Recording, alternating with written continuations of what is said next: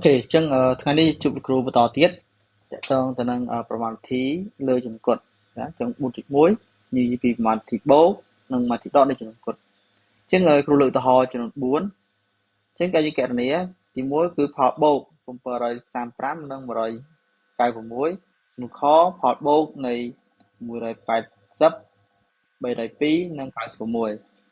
កផលដកនៃចំនួន903និង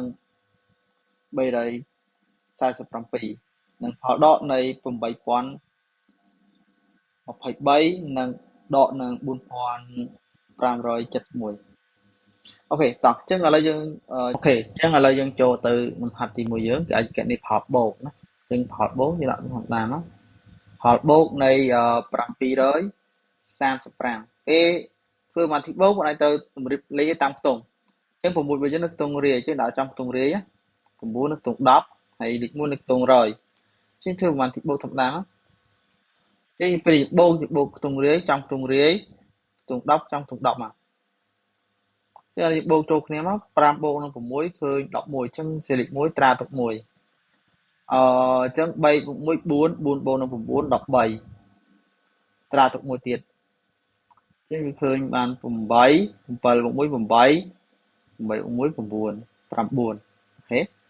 តើឥឡូវមើលសំណួរខរបស់យើងគឺផលបូកនៃ800 680បូកនឹង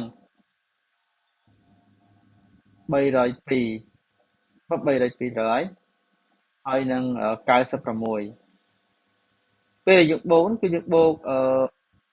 ត្រូវតាមខ្ទង់ដែរណាយើងបូកឲ្យត្រូវតាមខ្ទង់រាយបូកខ្ទង់រាយមកខ្ទង់10បូកខ្ទង់10ហើយនឹងខ្ទង់100បូកខ្ទង់100ពេលបូកឃើញ8នេះឃើញបាន17ត្រាទុក1អញ្ចឹងបាន9បូក1 10តើឥឡូវយើងមើលទៅសំណួរសកលរបស់យើងគឺផលដកនៃចំនួន903ដកនឹង347ពេលដែលយើងដកនេះយើងឃើញថា3នឹងដកកើតទេអញ្ចឹងយើងធ្វើការខ្ចីគេដោយសារតែ0អត់មានទេយើងខ្ចីគេតទៀត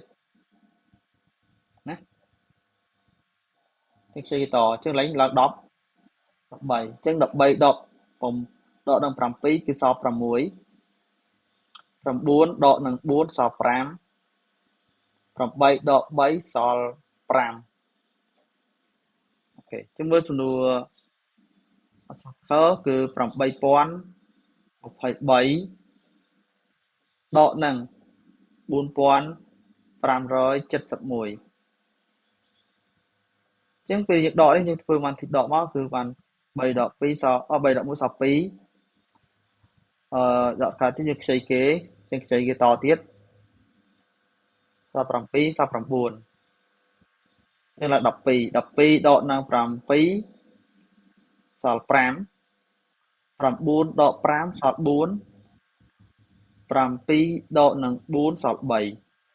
អូខេអញ្ចឹងតម្លៃលំហាត់របស់យើងវាប៉ុណ្ណាមាននេះឆ្ងល់អត់